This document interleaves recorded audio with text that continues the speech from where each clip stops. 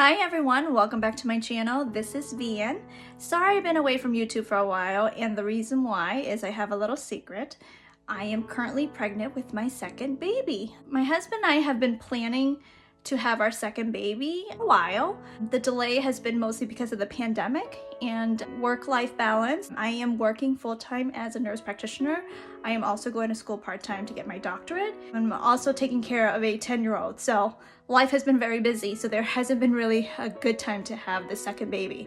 But we finally pulled the trigger and decided to have the second baby. I got pregnant right away. I got off the birth control in August. We conceived in September, and we found out we were pregnant in September, so the baby's due June of 2022. We will be having a summer baby. I did use the menstrual app Flow, and that helped me track my menstruation and my ovulation and helped me get pregnant. So I highly recommend that if your menstrual cycle is regular. It is so true what everyone says, that every pregnancy is different. With this second pregnancy, I'm finding myself a little bit more sick than when I had my son when I was in my 20s. So I got pregnant with my son when I was 23, and I had him when I was 24. I am 35 now. So with this pregnancy, I've been having much more morning sickness. I would find myself getting really sick when I brush my teeth. My gag reflex is really bad. Definitely much more fatigue. And the other thing is I'm also having this ligament pain. They said that usually with second babies or multiple babies, you get this ligament pain with the stretching. I have a lot of stretching on my left side. The other thing is, since I had my son, my cervix has changed too. So I also had a tilted cervix after I delivered him. I always had painful menstrual cramps, and now being pregnant with the second baby, I'm definitely having more pain on the left side still. My OB is aware of it. The other thing is, right before I found I was pregnant in September, I was getting, tender breasts, swollen breasts, the fatigue. I took the pregnancy test before I had a missed period. We found out like 3 days before my missed period that I was pregnant. The other thing is I'm also getting more hormonal. My poor husband been a little bit more moody with this pregnancy. The other thing too is I am getting heartburn. The cravings tend to be more like savory, salty, definitely craving the pickles and spicy food. Also craving like Sour Patch. I'm also finding that when I'm overeating, I'm getting more of the morning sickness as well. So been really good about not overeating and having little snacks around, like doing the crackers, doing the ginger ale, doing that just to help with the nausea. The prenatal vitamins that I'm taking is definitely different from what I was taking with my son. The reason for that is because I was taking one a day with my son. I didn't have any morning sickness with my son. Like, my pregnancy with my son was a piece of cake. If I had to say, if I was pregnant with this one first, I might not consider the second baby, but my son was such a piece of cake. And then with the second pregnancy, very different. So I had to switch my prenatal vitamins. Could not take one a day woman anymore. So I switched over to this, and this is my third bottle already. So I'm doing pretty good on this. So it's the Nature's Made prenatal vitamins, the gummies. And I recommend all pregnant women to take their prenatals at bedtime, because that will help with the nausea and morning sickness a lot better, because you go to sleep and you forget about it. The other thing about this gummy vitamin is that it doesn't contain iron. I am not anemic, so I don't need a supplement with iron. It does contain 58 milligrams of DHA. So I also been supplementing with the DHA. This is 830 milligrams of the DHA. This is great for baby's brain development. Easy to take, gel capsule. Also, if you're taking prenatal vitamins or any multivitamins, you tend to be more constipated. Even how much fiber you eat or water you drink, you can still have constipation, even being pregnant. So I've been taking Colace just once a day as needed.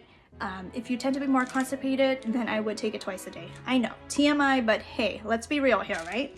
And with the heartburn, I've been taking Tums, and then with the Tums, you can also get constipation. So another option is Pepcid over the counter. For nausea, vomiting, morning sickness, I also have vitamin B6 to help with that. Now, I am 35 years old. I am considered advanced maternal age, a little bit more high risk for delivery because of my age. Testing that's been done during this pregnancy is a lot different from my first pregnancy. because of my age. So I had genetic testing done already. You know, all those testing for cystic fibrosis, Fragile X has came back normal. I also got my OB appointment a lot earlier and an ultrasound earlier because of my age. I did get an ultrasound at 8 weeks. And this is our little peanut at 8 weeks. Oh, that's the yolk sac, but we were able to see baby at 8 weeks and hear the heart rate. Now, my previous appointment was my 12-week checkup, and I was able to meet up with my OB. At this point, we were discussing about doing the nuchal translucent scan for the ultrasound and also doing the NIPT, which is the non-invasive prenatal testing.